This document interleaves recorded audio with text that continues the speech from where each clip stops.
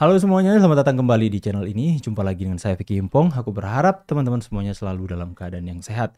Kita akan sama-sama kembali membahas berita terupdate tentang politik, dinamika yang terjadi di dalamnya. Setiap kejadian-kejadian tentang politik yang dimana agar supaya kita semua semakin hari semakin paham tentang perpolitikan yang ada di negeri kita ini.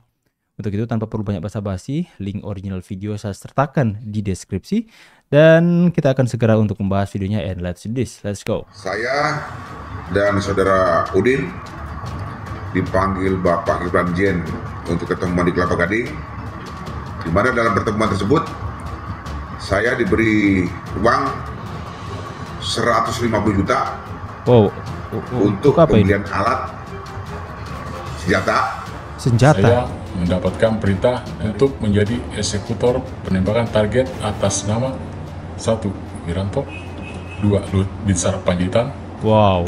Budi Gunawan, 4. Goris Mereh.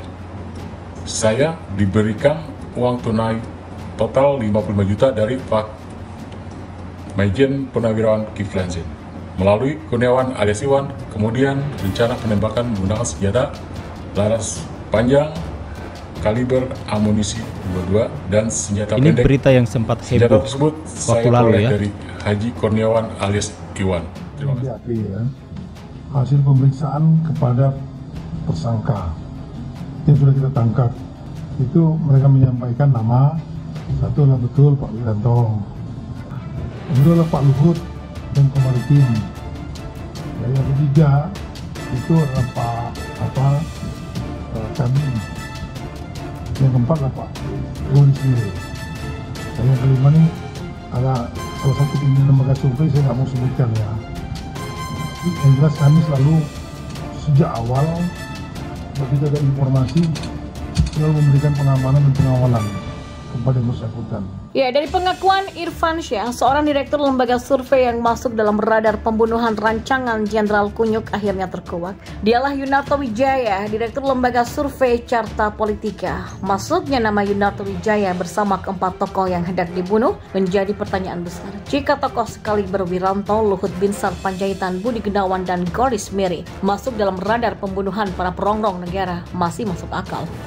Masih ya. Keempat tokoh itu adalah benteng kuat yang kerap menghambat sekaligus menggagalkan skenario jahat para pembuat makar komplotan Jenderal Kunyuk. Lalu kenapa nama Yunarto Wijaya kok bisa masuk dalam radar pembunuhan Jenderal Kunyuk? Mengapa bukan direktur lembaga survei lain semacam Denny JA? Atau semua lembaga survei yang hasil quick-count-nya tidak satupun memenangkan Prabowo? Berikut adalah analisanya. Yang pertama, Yunarto Wijaya yang juga kerap dipanggil dengan nama Toto adalah benteng kokoh pembasmi hoax para kampret di Twitter. Yunarto Wijaya rajin berkicau di Twitter. Sesekali saya kunjungi akun Twitter Yunarto Wijaya sebelum Pilpres 2019. Di sana ia sangat getol melawan setiap hoax, provokasi, dan juga cara berpikir ilogikal kaum kampret. Akun Yunarto Wijaya di Twitter cukup berpengaruh. Dengan follower ratusan ribu, Yunarto bisa mengguncang dan menguliti setiap kicauan seperti milik almarhum Tengku Zulkarnain, Fahri Hamzah, ataupun Fadlizon waktu itu. Sebagai contoh, Yunarto Wijaya pernah menyindir habis Tengku Zulkarnain untuk beli cermin. Kicauan Yunarto itu juga kerap menyindir kubu Cendana bersama Jenderal Kunyuk. Sindiran-sindiran Yunarto Wijaya lama-kelamaan pasti membuat gerah Jenderal Kunyuk. Nama tenar Yunarto Wijaya di jagat hiruk pikuk politik jelas menjadi anak panah dalam daging Jenderal Kunyuk. Yang kedua, Yunarto Wijaya adalah direktur lembaga survei Carta Politika sekaligus pengamat politik yang handal. Maka tak heran Yunarto Wijaya sering diundang bicara, berkomentar, dan berdebat di televisi. Jadi Yunarto Wijaya bukan hanya hebat di Twitter, tapi juga mukanya kerap nongol di layar kaca. Selama perhelatan kampanye Pilpres dari Oktober 2018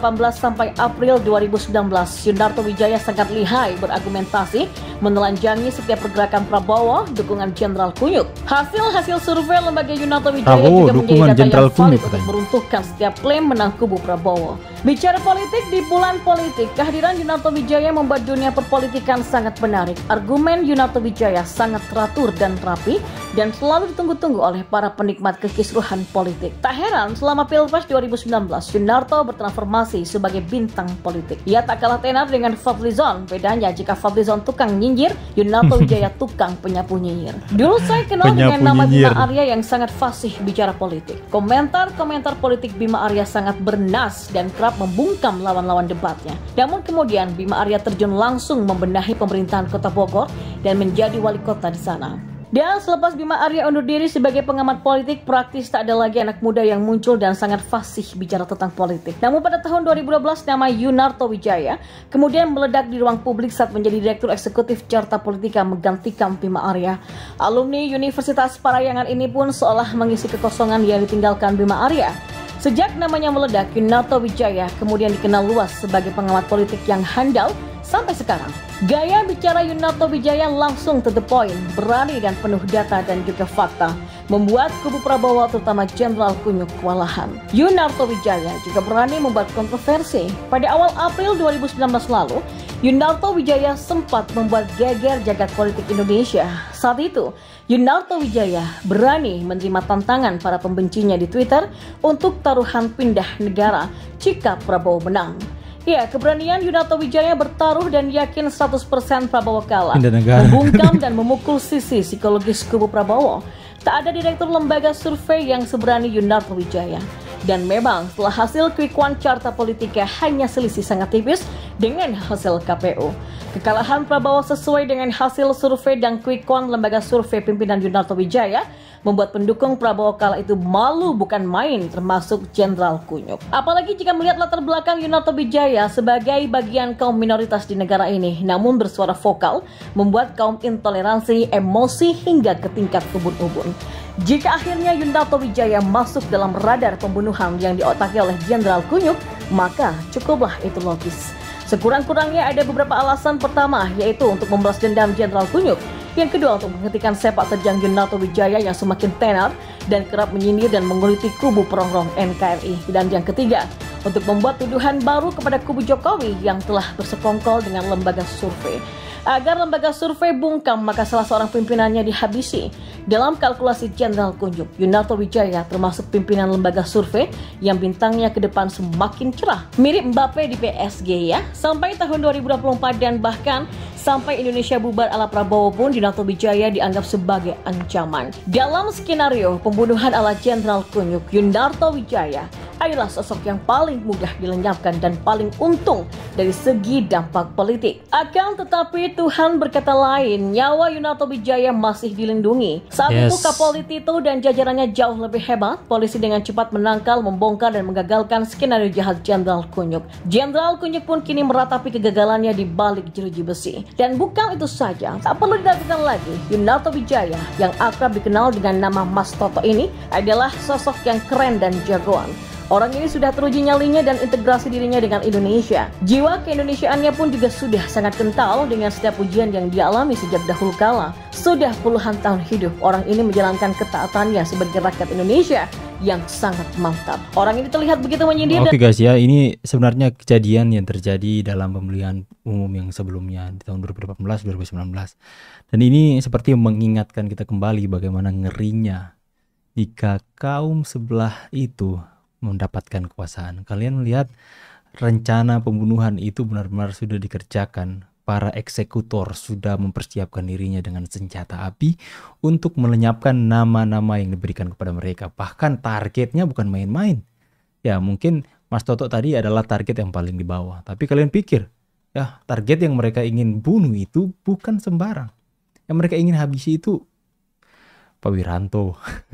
Ngeri kan? Pak Luhut. Itu benar-benar ngeri. Itu adalah hal yang benar-benar ngeri. Dan jika kepolisian tidak sigap, guys, ini menjadi ngeri. Jika kepolisian kita tidak memiliki intelijen yang benar-benar tajam, itu terjadi, pembunuhan itu akan menjadi tragedi berdarah dalam pemilihan umum. Dan mungkin minat masyarakat dengan politik itu akan benar-benar sirna. Itu kita puji Tuhan, bersyukur, alhamdulillah bahwa hal itu tidak terjadi. Bahwa ada penegak hukum kita yang punya informasi intelijen yang benar-benar akurat, yang akhirnya itu benar-benar bisa dicegah sebelum terjadi. tidak melakukan pencegahan setelah terjadi, akan tapi dilakukan pencegahan waktu itu masih dalam perencanaan dan sudah hampir dilakukan dan kedapatan kan. Itu bahaya. Saya katakan kita masyarakat harus melihat rekam jejak yang terjadi. Karena berbahaya, orang-orang seperti itu akan menghalalkan segala macam cara, bahkan tidak berpikir dua kali untuk menghilangkan nyawa seseorang demi apa? Power, kekuasaan.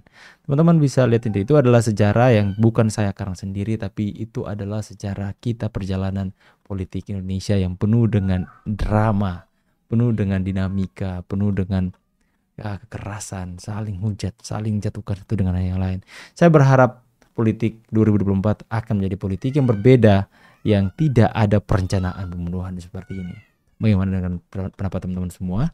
Saya Vicky Impong pamit, sampai jumpa lagi di video selanjutnya. See you and God bless. Bye guys.